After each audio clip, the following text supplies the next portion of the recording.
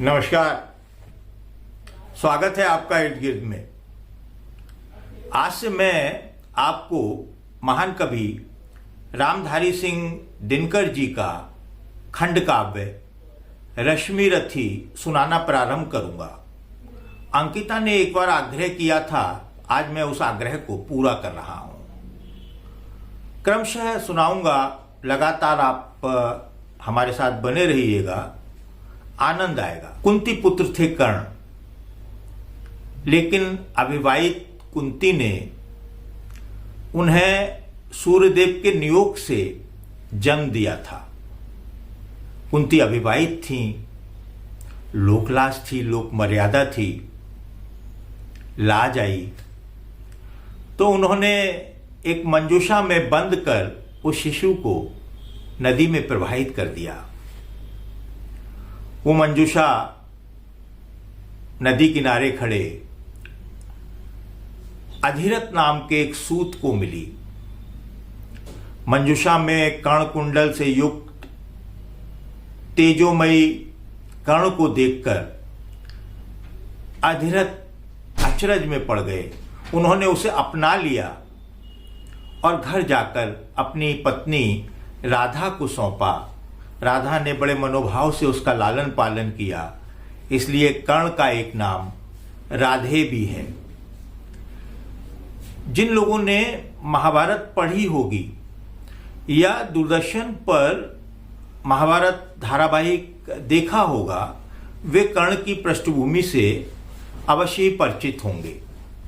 और भी दादी नानी के किस्सों के जरिए, कहानियों के जरिए कर्ण एक चर्चित व्यक्तित्व हैं, पात्र हैं। पर फिर भी अगर आप नहीं जानते हैं तो मुझसे टिप्पणी कर कहिएगा। मैं किसी अगले एपिसोड में कर्ण और महाभारत कालीन पात्रों की वंशावली के विषय में आपको संक्षिप्त सी जानकारी जरूर दूंगा। रश्मि रथी खंड काव्य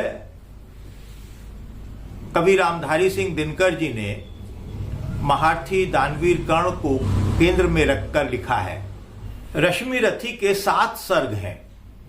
सर्ग का अर्थ होता है प्रकरण या अध्याय। इसके प्रथम सर्ग में 7 भाग। आज मैं आपको प्रथम सर्ग का प्रथम भाग सुनाता हूं। जय हो जग में जले जहां भी नमन पुनीत अनल को। जय हो जग में जले जहां भी नमन पुनीत अनल को। अनल यानी अग्नि। जिस नर में भी बसे हमारा नमन तेज को बल को। जिस नर में भी बसे हमारा नमन तेज को बल को। किसी व्रंत पर खिले विपिन में पर नमस्य है फूल। व्रंत यानी वो डंठल जिस पर फल फूल लगे रहते हैं, आधार उसका। और विपिन कहते हैं जंगल को, वन को। सुधी खोजते नहीं गुणों का, सुधी खोजते नहीं गुणों का। आदि शक्ति का मूल। जय हो जग में जले जहां भी। जय हो जग में जले जहां भी नमन पुनीत अनल को। जय हो जग में जले जहां भी नमन पुनीत अनल को। जिस नर में भी बसे हमारा नमन तेज को बल को। जिस नर में भी बसे हमारा नमन तेज को बल को। किसी व्रंत पर खिले विपिन में पर नमस्य है फूल। पर नमस्य है फूल। ऊंच नीच का भेद न माने वही श्रेष्ठ ज्ञानी है। दया धर्म जिसमें हो सबसे वही पूज्य प्राणी है। वही पूज्य प्राणी है। क्षत्रिय वही, क्षत्रिय वही भरी हो जिसमें निर्भयता की आग। क्षत्रिय वही भरी हो जिसमें निर्भयता की आग। सबसे श्रेष्ठ वही ब्राह्मण है हो जिसमें तप त्याग। तेजस्वी सम्मान खोजते नहीं गोत्र बतला के। तेजस्वी सम्मान खोजते नहीं गोत्र बतला के। पाते हैं जग में प्रशस्ति अपना कर्तव्य दिखला के। हीन मूल की ओर देख जग गलत कहे या ठीक। हीन मूल की ओर देख जग गलत कहे या ठीक। वीर खींच कर ही रहते हैं, वीर खींच कर ही रहते हैं। इतिहासों में लीक, इतिहासों में लीक। जिसके पिता सूर्य थे, जिसके पिता सूर्य थे, माता कुंती सती कुमारी। जिसके पिता सूर्य थे, माता कुंती सती कुमारी, उसका पलना हुआ धार पर बहती हुई पिटारी। पिटारी मंजूषा और धार नदी की धार। सूत वंश में पला चखा भी, सूत वंश में पला चखा भी नहीं जननी का क्षीर। जननी का क्षीर यानी दूध, मां का दूध।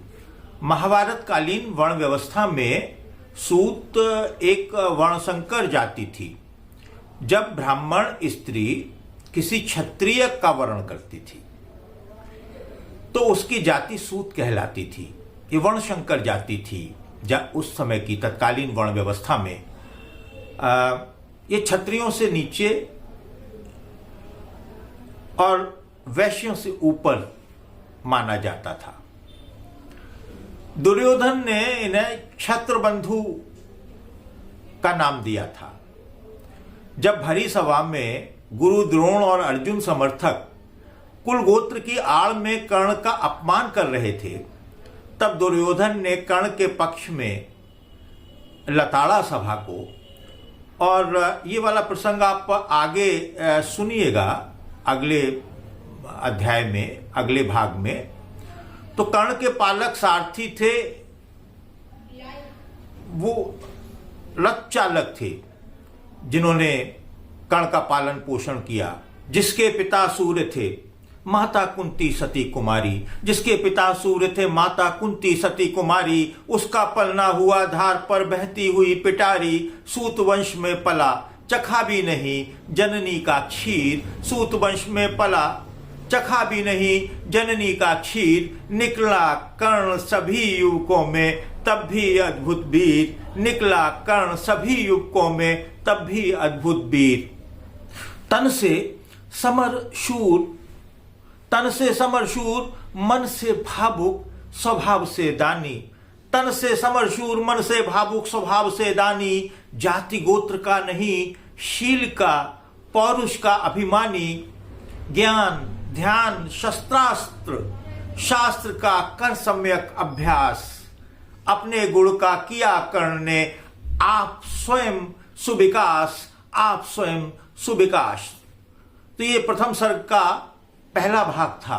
आपको कैसा लगा हमें टिप्पणी कर बताइएगा। और दूसरे भाग में सुनिएगा कि कर्ण ने अर्जुन को भरी सभा में कैसे ललकारा, कब ललकारा, क्या चुनौती दी और उसके बाद उस सभा में क्या खलबली मची।